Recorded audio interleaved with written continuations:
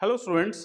तो आज के लेक्चर में हम लोग क्वेश्चन डिस्कस करेंगे on integrated rate equation for zero order reaction. जो हमने लास्ट लेक्चर डिस्कस करा था उसी के ऊपर जो जो क्वेश्चंस बन सकते हैं वो सारे करेंगे। ठीक है, बहुत छोटा सा असाइनमेंट रहेगा बिकॉज जीरो ऑर्डर रिएक्शंस पे बहुत ही कम क्वेश्चंस बनते हैं, बट जो जो क्वेश्चंस पूछे जा चुके हैं, जिस टाइप के क्वेश्चंस इस पर आ चुके हैं वो हम एक बार पढ़ लेंगे। क्योंकि देखो आने के चांसेस कम हैं, बट हाँ क्वेश्चन आए हुए हैं तो हमें आना पता होना चाहिए कि इस पर अगर क्वेश्चन आ जाते हैं तो कैसे हमें करने हैं। ठीक है, तो स्टार्ट करते हैं। बहुत छोटा सा असाइनमेंट रहेगा, 6 से 7 क्वेश्चंस का। तो असाइनमेंट को पहले आप डाउनलोड कर लीजिए, आपको वीडियो के नीचे डाउनलोड लिंक मिलेगी, उससे आप असाइनमेंट को डाउनलोड कीजिए और साथ साथ क्वेश्चंस को करते रहिए। ठीक है, सो फर्स्ट क्वेश्चन देखते हैं हम। Very first question, for the zero order reaction A gives B plus C. The initial concentration of A is 0.1 molar. आपको बोला जा रहा है जो जो चीज़ें क्वेश्चन में गिवन होती है ना उन्हें साथ साथ लिखते रहा करो, ताकि आप जब एंड करो क्वेश्चन रीड करते खत्म करो आप, तो आपको ना हर एक चीज़ पता हो क्वेश्चन में कि हाँ ये चीज़ गिवन है और ये हमें निकालना है। तो क्वेश्चन को लिख लिया करो, 1 से 2 बार क्वेश्चन को रीड करा करो हमेशा जब आप प्रैक्टिस कर रहे हो। तो प्रैक्टिस करते टाइम ना हमें अपने आप को क्वेश्चन डेवलप करना है। क्वेश्चन पढ़ने की जो इंफॉर्मेशन निकालने की जो तरीका होता है ना क्वेश्चन में, वो हमें बढ़ाना है अपना, कि हम इंफॉर्मेशन क्वेश्चन से सारी निकाल पा रहे हैं। तो उसके लिए क्वेश्चन को 1 से 2 बार रीड करा करो ताकि थोड़ा सा आप बेहतर क्वेश्चन को समझ पाओ। तो हर एक इंफॉर्मेशन क्वेश्चन की हमें दिख जानी चाहिए क्वेश्चन रीड करते ही। ठीक है, इनिशियली थोड़ा टाइम लगेगा, आपको 1 से 2 बार रीड करना पड़ेगा, बट धीरे धीरे जब आप ऐसे क्वेश्चन को रीड करोगे, अच्छे से इंफॉर्मेशन उसमें निकालना सीख जाओगे, तो आगे आपको बहुत इजीली क्वेश्चन देखते ही आपको समझ में आ जाए कि हाँ हमें ये चीज़ निकालनी है, ये चीज़ की बने। ठीक है, तो देखो रीड करते हैं। For the zero order reaction A gives B plus C। एक जीरो ऑर्डर रिएक्शन है जिसमें A B प्लस C बनाता है। ठीक है, the initial concentration of A is 0.1 molar. Initial concentration यानी कि ए नॉट लिखेंगे, इनिशियल कंसंट्रेशन को नॉट से रिप्रेजेंट करते हैं। ठीक है, जो कि आपको गिवन है 0.1 मोलर। कैपिटल एम का मीनिंग क्या होता है? मोल पर लीटर। ठीक है, इफ कंसंट्रेशन ऑफ ए के आगे स्क्वायर ब्रैकेट्स लगे हैं, स्क्वायर ब्रैकेट्स का मीनिंग क्या होता है? Concentration. If concentration of A is 0.08 molar after 10 minutes then its half life and completion time are respectively। Okay, तो आपको बोला है कि ए क्या होता है? Final concentration which is 0.08 molar. इतनी कंसंट्रेशन यहां से इतनी घट गई कितने टाइम में? 10 मिनट के अंदर। आपको यह बताना है कि हाफ लाइफ और कंप्लीशन टाइम क्या है, यानी कि टी हाफ निकालना है और कंप्लीशन टाइम निकालना है। ठीक है, T half and completion time. तो स्टार्ट करते हैं। जीरो ऑर्डर रिएक्शन के लिए टी हाफ की इक्वेशन क्या होती है? टी हाफ की equation for zero order reaction is A not. अभी लास्ट लेक्चर में हमने डिस्कस किया था, ए नॉट बाय 2k। ठीक है, और कंप्लीशन टाइम जस्ट इसका डबल होता है। कंप्लीशन टाइम अगर आपको निकालना है ना तो आपको जस्ट क्या करना है? 2 इंटू टी हाफ करना है और कुछ नहीं करना आपको। ठीक है, तो ए नॉट की वैल्यू आपको क्वेश्चन में गिवन है विच इज 0.1 डिवाइडेड बाय 2। अब ये के हमें क्वेश्चन में नहीं गिवन, तो ये के हमें कहीं ना कहीं से निकालना पड़ेगा। अब ये के कैसे निकालेंगे? तो इस के के लिए हम इन 3 चीजों की हेल्प लेंगे और जीरो ऑर्डर रिएक्शन की जो इंटीग्रेटेड रेट इक्वेशन बनती है वो अप्लाई करके के की वैल्यू निकालेंगे। तो इक्वेशन क्या थी हमारे पास? इक्वेशन थी k is equals to A naught minus A initial concentration of reactant minus final concentration of reactant divided by time. अब आपको ये तीनों ही वैल्यू क्वेश्चन में गिवन है, सब्स्टिट्यूट करो यहाँ पे वैल्यू। ए नॉट की वैल्यू 0.1, ए की वैल्यू 0.08 और टी की वैल्यू 10 मिनट्स। तो ये आ गया आपके पास 0.02 बाय 10 यानी कि 0.002। ठीक है, मिनट मोल per litre minute inverse. Minute inverse में आएगा बिकॉज टाइम मिनट में था, जिसको आप 2 मल्टीप्लाई बाय 10 की पावर -3 भी लिख सकते हो। साइंटिफिक फॉर्म बोलते हैं हम इसे। ठीक है, तो ये आपका आ गया के की वैल्यू। उसी k की वैल्यू को यहाँ पे सब्सटीट्यूट करेंगे हम और आंसर निकाल लेंगे। 0.1 divided by 2 multiply by 2 into 10 की पावर -3। ये भी मोल पर लीटर में है। मोलर का मतलब क्या होता है? कैपिटल एम का मीनिंग मोल पर लीटर, ठीक है। सो मोल per litre minute inverse, answer minute में आएगा। ये कैंसिल आउट हो गया एक दूसरे से। 0.1 और 10 की पावर -3 ऊपर जाके +3 हो जाएगा, नीचे आ जाएगा 4 विच इज इक्वल्स टू 100। दोनों मल्टीप्लाई होंगे, 100 हो जाएगा बाय 4। तो ये आ गया आपके पास 25 मिनट, क्योंकि मिनट इनवर्स ऊपर जाके मिनट हो जाएगा, यानी हाफ लाइफ टाइम 25 आ गया। टी हाफ की वैल्यू आ गई 25 मिनट्स। तो कंप्लीशन टाइम कितना होगा? कंप्लीशन टाइम होगा डबल इसका, which is 50 minutes. Okay, 50 minute हो गया। तो आपका करेक्ट ऑप्शन होगा इसका option number 3। So option number 3 यहां पर करेक्ट आंसर हो गया। ठीक है, इजी क्वेश्चन है। आपने जो 2 फॉर्मूले पढ़े हैं इंटीग्रेटेड रेट इक्वेशन में, दोनों फॉर्मूले यहां पर लग गए हैं। ठीक है, चलिए नेक्स्ट देखते हैं। Next question, the rate constant of a reaction of zero order is 0.030 mole per litre पर सेकेंड। ठीक है, तो आपको रेट कांस्टेंट की वैल्यू गिवन है एक जीरो ऑर्डर रिएक्शन के लिए, which is 0.0030 molar. In questions में ना ये ध्यान दिया करो, जब ये 0.0030 ऐसे लिखा होता है ना, तो जनरली आप मिस्टेक क्या करते हो? बहुत सिली मिस्टेक, यहाँ पे एक जीरो लगा दोगे आगे। वो सबसे ज्यादा मिस्टेक होती है बच्चों की, कि आप ना यहाँ क्वेश्चन को ढंग से लिखते ही नहीं हो। इसीलिए साइंटिफिक फॉर्म में लिख लिया करो पहले ही। 3 एक डिजिट के बाद पॉइंट लगा दो, मल्टीप्लाई बाय 10 की पावर -3 ऐसे लिख लो, ताकि आगे गड़बड़ी ना हो। आपको पता है 10 की पावर -3 है, ठीक है। ये जब लिखते हो ना तो 0.00 की जगह 0.0 कई बार करते हो आप, तो ये चीज नहीं करनी हमें। ठीक है, ये आ रहा आपका molar second inverse. Now how long will it take for initial concentration of A to fall from 0.10 molar to 0.075 molar? आपको बोला कि कितना टाइम लगेगा A को इनिशियल कंसंट्रेशन 0.10 मोलर से 0.075 मोलर तक घटने में, यानी इससे इतने जाने में कितना टाइम लगा।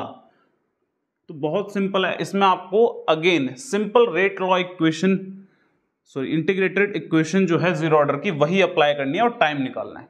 इक्वेशन क्या थी? T is equals to A0, direct values डालनी और आंसर निकालना है इसमें, तो -A डिवाइडेड बाय K, यही फॉर्मूला था। वैल्यूज आपके पास सारी हैं, देखिए। तो 0.10 माइनस 0.075 डिवाइडेड बाय K की value, K is 3 multiply by 10 की पावर -3।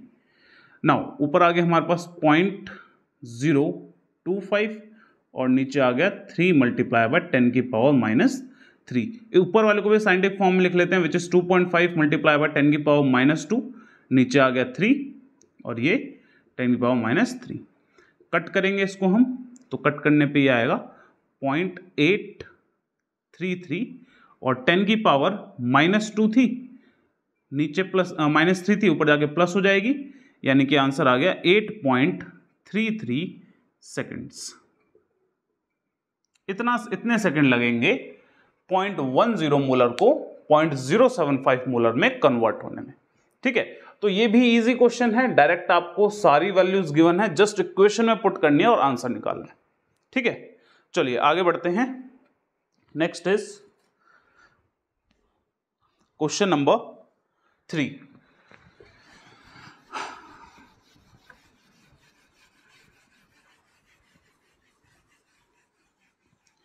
देखिए एक बार ना क्वेश्चन नंबर 3 से पहले एक छोटी सी चीज जीरो ऑर्डर में समझो, कि जीरो ऑर्डर का अगर क्वेश्चन आता है ना, तो आपको क्या क्या बातें पता होनी चाहिए कि आपके सारे क्वेश्चंस खत्म हो जाएंगे।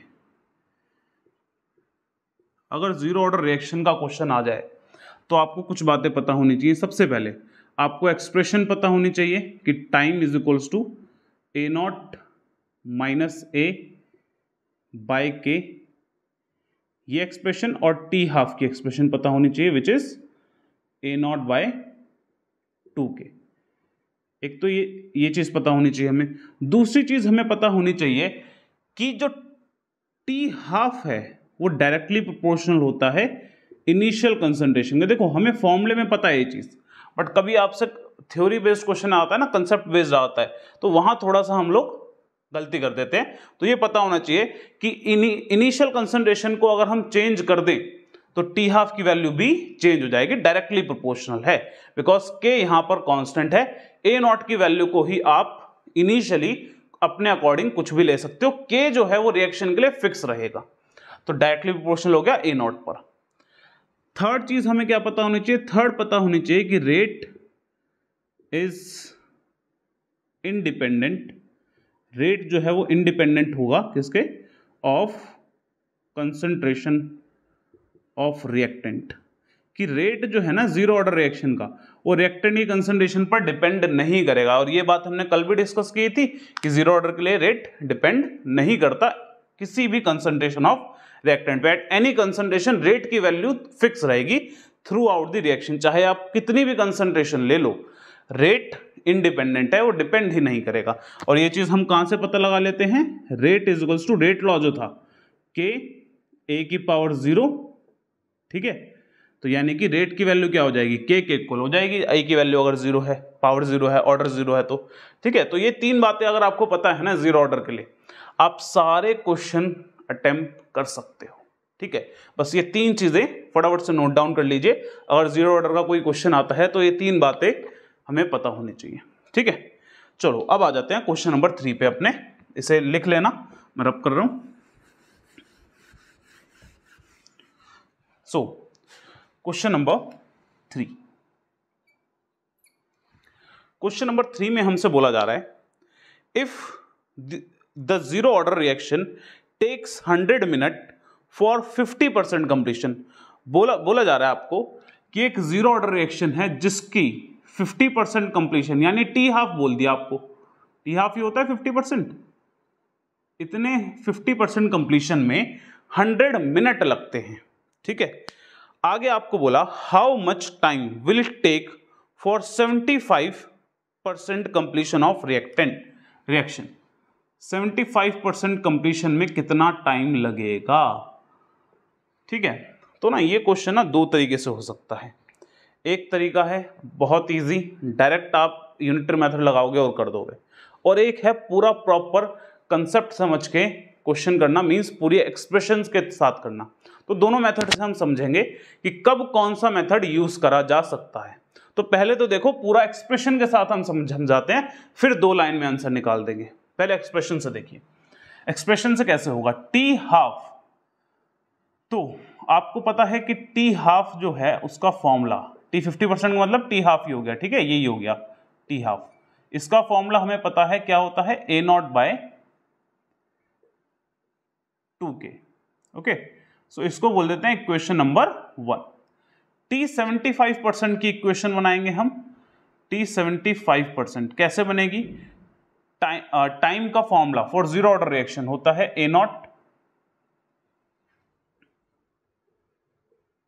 ए naught minus A by K, ये फॉर्मूला होता है। अगर हम बात करते हैं टी 75% की, तो टी 75% का मतलब हो गया कि 75% रिएक्शन आपकी हो चुकी है, यानी कि जो फाइनल कंसंट्रेशन ऑफ रिएक्टेंट होगी वो कितनी होगी? अगर 75% रिएक्शन खत्म हो गई तो फिर 25% बचा होगा। तो यानी कि इससे हम ये निकाल सकते हैं कि जो ए है ना, यानी फाइनल कंसंट्रेशन जो है वो सिर्फ और सिर्फ 25% ऑफ इनिशियल वैल्यू बचा है। जो हमने इनिशियली लिया था 75% रिएक्शन खत्म हो गई तो 25% बचा होगा, ठीक है। तो ये हमने एक्सप्रेशन यूज करी, ए की वैल्यू जो है फाइनल कंसंट्रेशन वो 25% ऑफ ए नॉट आएगी। इसकी वैल्यू अब यहाँ पे सब्स्टिट्यूट करेंगे, टी 75% की एक्सप्रेशन बनाएंगे। अगर टाइम हम 75% निकालना चाहते हैं तो ए नॉट एज इट इज लिखा, बट ए की वैल्यू को हम क्या लिखेंगे? 25% of A not which is 25/100 and 1/5, 4a0, 1/4a0 आ जाएगा, यानी कि इधर हम लिखेंगे 1/4a0 बाय के, जिसको सॉल्व जब करा जाएगा तो सॉल्व करने पे ही आएगा 3/4a0 बाय के। इसको हमने नाम दे दिया इक्वेशन नंबर 2। नाउ डिवाइड करेंगे, डिवाइड इक्वेशन 2 बाय 1, इक्वेशन 2 को डिवाइड करेंगे 1 से, तो t 75% divided by t 50%, which is equals to 3/4a0 by K divided by 50% की एक्सप्रेशन क्या है, a0 bye 2k। Now a0 bye k से a0 bye k cancel out हो गया, 2 से ये 4 कैंसल आउट हो गया 2 पर, तो आपके पास t 75% की एक्सप्रेशन आ गई 3/2 t 50%, और t 50% की वैल्यू आपको गिवन है विच इज 100, तो ये आंसर आ गया 150 मिनट्स। ठीक है, 150 मिनट आंसर आ गया। अब देखो ये हमने करा है पूरा एक्सप्रेशन सॉल्व करके, तो जब क्वेश्चन आया ना, आपसे क्वेश्चन पूछा जाए 2 या 3 मार्क्स में पूछा जाए और थ्योरेटिकली क्वेश्चन हो, तब तो आपको यही करना पड़ेगा। ठीक है, बट अगर आ जाए ये क्वेश्चन एमसीक्यू में, डायरेक्ट आंसर बताना आपको और कुछ करना ही नहीं, मतलब ही नहीं है कि आपको जो सॉल्व करना है उससे कोई मतलब नहीं बनता, आपको बस आंसर से मतलब है अगर अपने, तो क्या करोगे, ध्यान रखना जब भी हम जीरो ऑर्डर की बात करते हैं तो zero order, specifically zero order के लिए रेट इंडिपेंडेंट होता है कंसंट्रेशन के, तो rate through out the reaction same रहेगा। तो अगर सपोज करो 10% रिएक्शन होने में 10 मिनट लगे, 20% होने में 20 मिनट लगेंगे, 30% होने में 30 मिनट लगेंगे, यानी एक यूनिटरी मेथड बन रहा है कि 10% रिएक्शन 10 मिनट में होती है, बताओ 50% कितने में होगी, 50% 50 मिनट में। तो जो यूनिटरी मेथड हम यहां पर यूज कर रहे हैं वही यहां पर यूज करो। कैसे देखना, हम क्या बोलेंगे, हम बोलेंगे कि 50% completion of reaction takes 100 minute. 50% कितने मिनट ले रही है, 100 मिनट। 1% कितने मिनट लेगी, कितना लेगी, 100/50%। नाउ कितने के लिए निकालना है, 75% के लिए। बेस बिल्कुल सिंपल यूनिटरी मेथड, ठीक है, तो 100/50% मल्टीप्लाई बाय 75%, इतने मिनट आंसर आ जाएगा। और इसको सॉल्व करोगे तो 50% से 75% कट करोगे 3/2 आएगा, जो कि अगेन कितना आ जाएगा, 150 मिनट्स। तो देखो हमने 2 लाइन में आंसर कर दिया, खत्म। जो आंसर पूरा एक्सप्रेशन से निकाला है वही आंसर 2 लाइन में निकाल दिया। तो ये यूनिटरी मेथड से डायरेक्ट भी क्वेश्चन हो सकता है।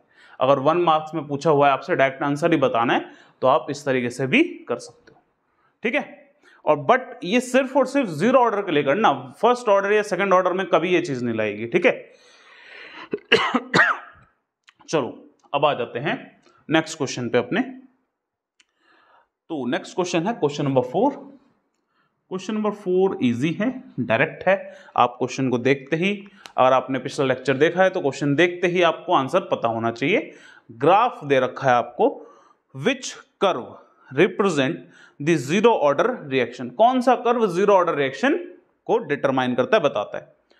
तो कर्व ए वर्सेस यानी कंसंट्रेशन वर्सेस टाइम का कर्व है।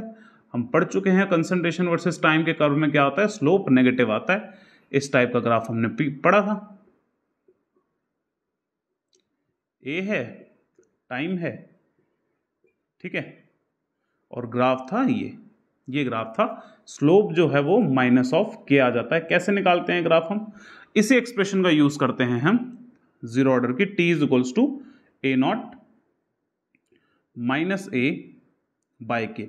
बट इस इक्वेशन को रीअरेंज करना पड़ता है हमें ए और टी की फॉर्म में। कैसे, ये आपके पास जो ए है इसकी फॉर्म में इक्वेशन को रीअरेंज करो। क्यों रीअरेंज करना है, रीअरेंज करके एक बार देखो समझ में आएगा।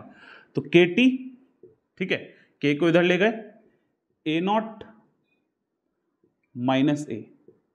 अब क्या करेंगे, ए को इधर ले जाएंगे और के टी को इधर ले जाएंगे, तो क्या होगा, A is equals to minus of K T plus A naught. ठीक है, माइनस ए इधर गया प्लस में हो गया, के टी इधर गया माइनस पे हो गया। ए जो है हमने ले रखा है वाई एक्सिस पे, टी जो है हमने ले रखा है एक्स एक्सिस पे, तो इक्वेशन बन गई Y is equals to M X plus C. ये क्या होगा, m क्या होता है स्लोप, स्लोप माइनस क्या आ रहा है c इंटरसेप्ट, यानी कि a नॉट यहां पर मिलेगा आपको। Initial value, initial concentration of a, जैसे जैसे टाइम बीतता जाएगा कंसंट्रेशन कम होती जाएगी। मीनिंग भी समझ में आता है हमें ग्राफ का कि जैसे जैसे टाइम जा रहा है a का स्लोप, a की कंसंट्रेशन घट रही है, नीचे की तरफ जा रहा है, तभी स्लोप नेगेटिव है। तो आपका correct answer option number C आ जाएगा। ठीक है, ये तो देखते ही समझ जाना चाहिए। ये वाले ग्राफ तो हमें इतने अच्छे से आने चाहिए, क्योंकि ये जो ग्राफ वाले क्वेश्चन है ना, बहुत पूछे जा सकते हैं, बहुत पूछे गए हैं। और जीरो ऑर्डर में जो क्वेश्चन बनता है ना अगर, तो यही क्वेश्चन बनता है सबसे इंपॉर्टेंट। ठीक है, इस पे तो लगा लेना जितने सितारे लगा सकते हो। ठीक है, चलो नेक्स्ट आते हैं क्वेश्चन नंबर 5 पे। रीड करो जब तक question number 5।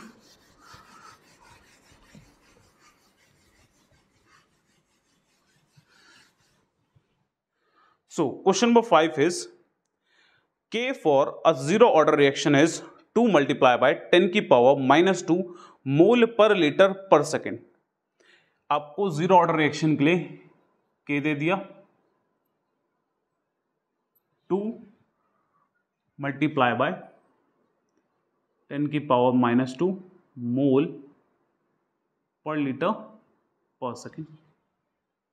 If the concentration of reactant after 25 seconds is 0.5 molar, calculate initial concentration of reactant। देखो इसमें क्या बोल दिया कि 25 सेकंड लगे, 25 सेकंड में जो कंसंट्रेशन ऑफ रिएक्टेंट है ना वो आपको मिली 0.5 मोलर।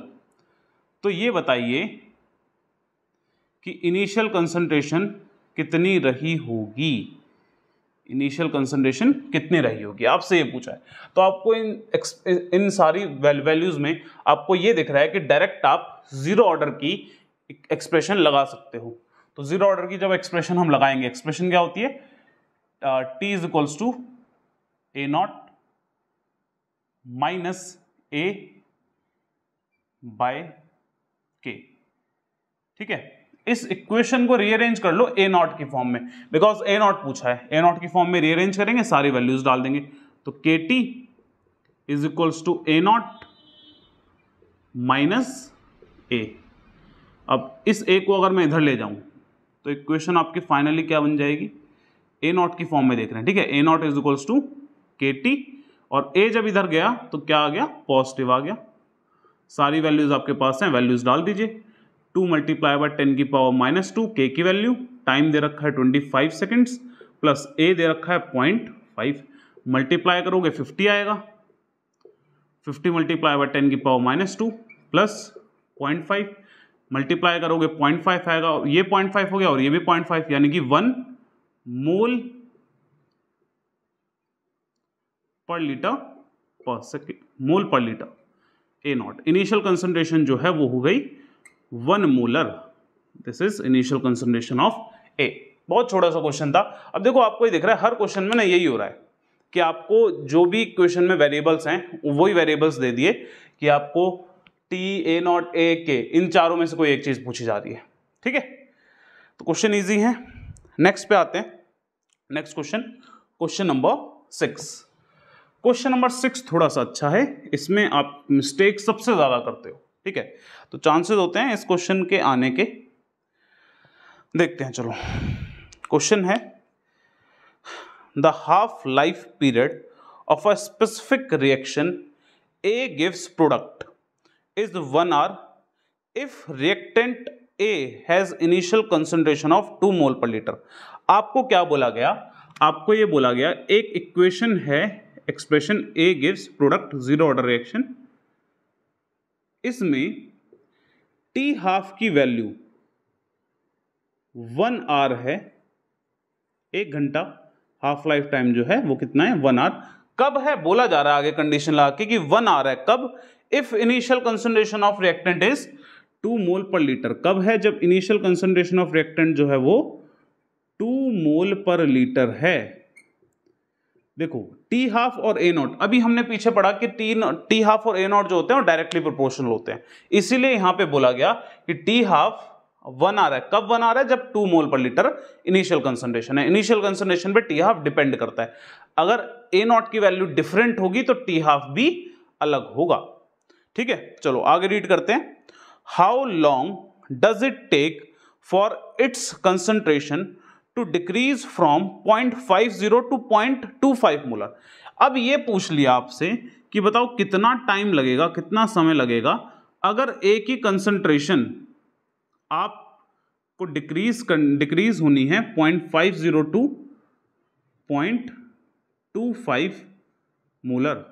ठीक है, मोल पर लीटर और ये भी मोल पर लीटर, कि अगर आपको ए की कंसंट्रेशन 0.50 से 0.25 तक डिक्रीज करनी है तो ये बताइए कि टी कितना होगा।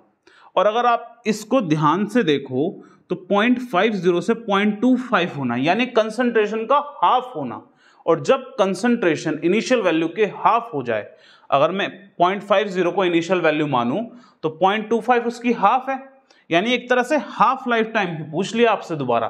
बट डिफरेंस क्या है, ये हाफ लाइफ टाइम था जब ए नॉट ये है, और यहां पर जो हाफ लाइफ टाइम पूछा है उसमें ए नॉट की वैल्यू ये हो जाएगी।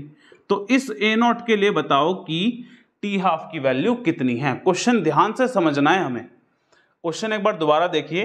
क्वेश्चन में बोला कि एक रिएक्शन है जिससे ए से प्रोडक्ट बनता है।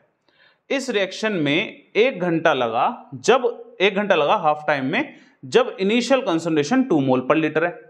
हमें यह बताओ कितना टाइम लगेगा अगर 0.50 से 0.25 मोल पर लीटर तक ए की कंसंट्रेशन घटानी है, यानी 0.50 से 0.25 हाफ लाइफ बताओ इसकी अगर इनिशियल कंसंट्रेशन ए नॉट है।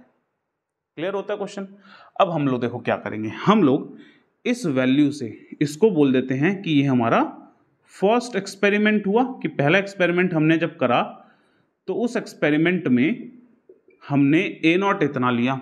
ये हमारा सेकंड एक्सपेरिमेंट हुआ और इस एक्सपेरिमेंट में हमने ए नॉट 0.50 लिया। 2 डिफरेंट एक्सपेरिमेंट्स करवाए हमने। इस एक्सपेरिमेंट के लिए टी हाफ निकालना है, क्योंकि हमसे हाउ लॉन्ग कितना टाइम लगेगा इससे इतने में घटने में, और वो टी हाफ ही है इसके लिए। तो पहली वाले जो एक्सपेरिमेंट है उस एक्सपेरिमेंट से के की वैल्यू निकालेंगे फ्रॉम एक्सपेरिमेंट 1। पहले एक्सपेरिमेंट से हम के की वैल्यू निकालेंगे। के इज इक्वल्स टू क्या हो गया, हाफ लाइफ टाइम। अगर हम इक्वेशन देखें तो फॉर्मूला ये होता है ना, T half is equals to A naught by 2k। ठीक है, अब चाहे एक्सपेरिमेंट कैसा भी कराओ, के तो कांस्टेंट है, वो तो फिक्स रहेगा। इसके लिए भी वही, इसके लिए भी वही। तो पहले एक्सपेरिमेंट से के निकाल लिया, दूसरे में सब्सटीट्यूट कर दिया। तो के की वैल्यू क्या होगी इधर से, K is equals to A naught by 2t half, और ए नॉट की वैल्यू है 2 मोल पर लीटर, पहले एक्सपेरिमेंट की बात कर रहे हैं हम, डिवाइडेड बाय 2 और टाइम है 1 आवर, यानी कि 1 मोल पर लीटर पर आवर। ठीक है, ये हो गया क्या, के की वैल्यू आ गई। अब इस के की वैल्यू सेकंड एक्सपेरिमेंट में सब्स्टिट्यूट करेंगे। तो सब्स्टिट्यूटिंग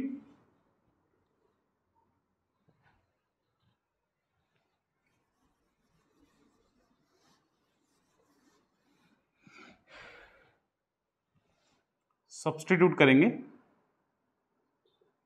वैल्यू ऑफ के इन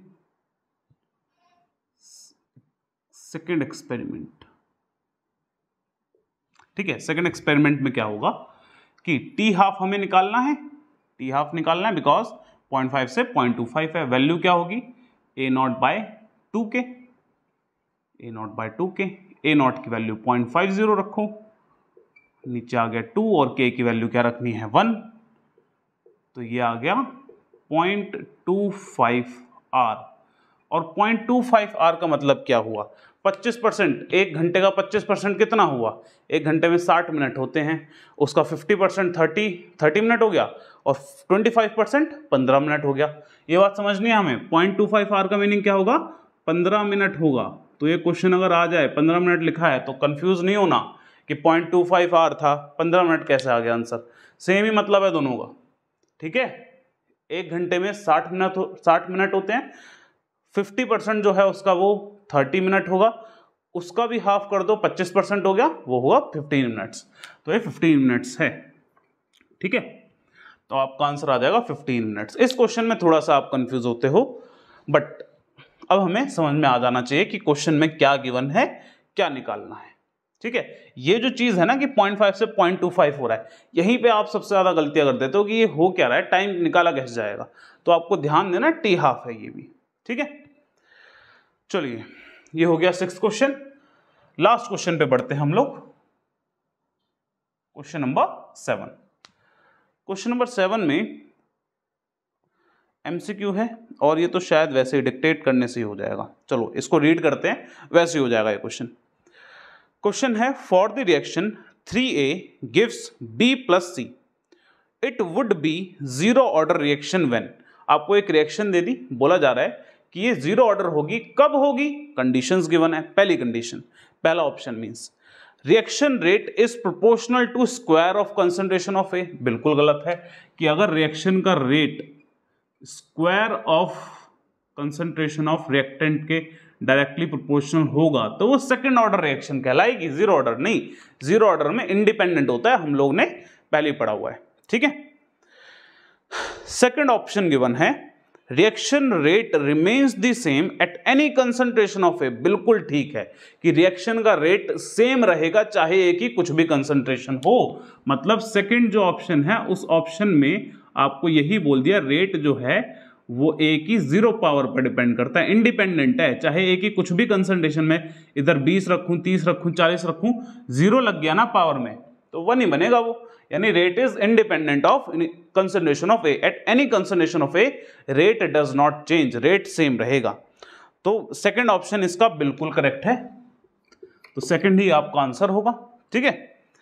चलिए आगे भी देख लेते हैं, थर्ड और फोर्थ आंसर तो हो नहीं सकता, बट स्टिल हम ये देख लेते हैं क्यों वो सही नहीं है, क्यों वो गलत है, ठीक है। जब आप ऑप्शन सारे, जब भी कोई एमसीक्यू पढ़ते हो ना आप, तो ना सारे ऑप्शंस रीड करा करो। कभी कभी ऐसा होता है कि फर्स्ट में ना आपको अपना आंसर दिख गया, बट बाकी 3 आपने रीड ही नहीं करे। हो सकता है बाकी 3 में से एक ऑप्शन ऐसा गिवन हो जो आपके आंसर को कॉन्ट्राडिक्ट कर रहा हो, तब जब कॉन्ट्राडिक्ट करेगा ना वो आंसर तो आपको थोड़ी सी और क्लैरिटी मिलेगी कि इन दोनों में से एक सही क्यों है। तो हमेशा जब भी एमसीक्यू हो सारे पार्ट उसके रीड करने, कौन सा सही कौन सा सही नहीं है, ठीक है। तो थर्ड ऑप्शन है, the reaction rate remains unchanged at any concentration of B and C. अब देखो यहां बोला जा रहा है कि रिएक्शन क्या थी, 2A गिव्स B + C, कि रिएक्शन रेट सेम रहेगा at any concentration of B and C. हमें सेम लगता है, ये भी लगता है कि ये भी सही आंसर है। क्यों? क्योंकि हमने बोला कि ए पर डिपेंड नहीं कर रहा है, ए की कंसंट्रेशन पे, तो ए की कंसंट्रेशन अगर चेंज होगी तो बी और सी की भी होगी। सिंपल सी बात है कि ए रिएक्शन आगे अगर बढ़ती है, ए की कंसंट्रेशन लगातार घटती रहेगी, बट रेट उस पर डिपेंड नहीं कर रहा, और बी और सी की लगातार बढ़ती रहेगी, तो बी और सी पर भी डिपेंड नहीं करना चाहिए। बट यहां पर जो रेट पढ़ा जाता है ना, वो फॉरवर्ड रिएक्शन का पढ़ा जाता है। आपने क्लास 11th में इक्विलिब्रियम में पढ़ा था, लॉ ऑफ मास एक्शन के अंदर, कि rate of forward reaction reactant की कंसंट्रेशन पर डिपेंड करता है।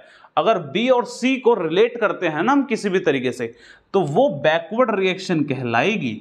आप फॉरवर्ड रिएक्शन को कभी भी बी और सी से रिलेट कर ही नहीं सकते, बी और सी की कंसंट्रेशन से रिलेट करोगे ही नहीं। अगर ये रिएक्शन ऐसे लिखी है कि ए से बी और सी बन रहा है, तो आप सिर्फ और सिर्फ ए की कंसंट्रेशन के बारे में बता सकते हो कि ए पर डिपेंड करेगी या नहीं करेगी। बी और सी के बारे में आप कुछ भी नहीं कह सकते। तो बी और सी के बारे में अगर लिखा है कि उस पर डिपेंड करेगी या नहीं करेगी, वो चीज आप बता ही नहीं सकते, इनकम्प्लीट इंफॉर्मेशन है। तो बी और सी की कंसंट्रेशन कब बता सकते हो? जब रेट पूछा हो बैकवर्ड, बी और सी से जब ए बन रहा हो, तब आप बी और सी के बारे में कुछ कमेंट कर पाओगे, ठीक है। तो ऑप्शन 3 भी आपका हट गया यहां से। तो बचता है option number 4, the reaction rate doubles if concentration of B increase to double. Again बोल दिया कि रिएक्शन रेट डिपेंड कर रहा है ए पर, क्योंकि रिएक्शन रेट डबल हो रहा है जब ए डबल हो रहा है। तो ऐसा हो ही नहीं सकता, ए चाहे डबल हो, ट्रिपल हो, कितना भी हो, रिएक्शन रेट क्या है, फिक्स रहेगा, वो चेंज होगा ही नहीं। तो फोर्थ ऑप्शन भी गलत, यानी कि करेक्ट आ गया ऑप्शन नंबर 2, ठीक है। चलिए ये हो गया आपका जीरो ऑर्डर काइनेटिक का असाइनमेंट खत्म। इसमें देखो कम क्वेश्चन है, काफी कम क्वेश्चन है, बिकॉज आने के चांसेस बिना, अगर इसको देखा जाए फर्स्ट ऑर्डर को और जीरो ऑर्डर को रिलेट करा जाए तो जीरो ऑर्डर में कुछ भी क्वेश्चंस नहीं बनते, फर्स्ट ऑर्डर में अच्छे क्वेश्चंस बनते हैं और थोड़े से टिपिकल भी क्वेश्चन बन जाते हैं, प्रेशर वगैरह आ जाता है वहां पे, तो थोड़ा सा आपको कंफ्यूज वहां पर करा जा सकता है, थोड़ा सा लेवल हाई किया जा सकता है वहां पे। तो फर्स्ट ऑर्डर के क्वेश्चन आने के चांसेस बहुत ज्यादा होते हैं, जीरो ऑर्डर के बहुत कम होते हैं। इसीलिए जो जो क्वेश्चन आए हुए हैं उस टाइप के हमने सारे क्वेश्चन करे हैं, कुछ एक्स्ट्रा नहीं करा इसके अंदर, ठीक है। सो आई होप यहां तक आपको सारा कुछ समझ में आया होगा। अगर कुछ समझ में नहीं आया तो आप एक बार कमेंट में मेरे को बता सकते हो कि हाँ ये चीज़ समझ में नहीं है, तो उसको हम नेक्स्ट वीडियो में कवर करते हुए चलेंगे। ओके, तो चलिए आज के लिए इतना ही, बाकी नेक्स्ट क्लास में डिस्कस करते हैं।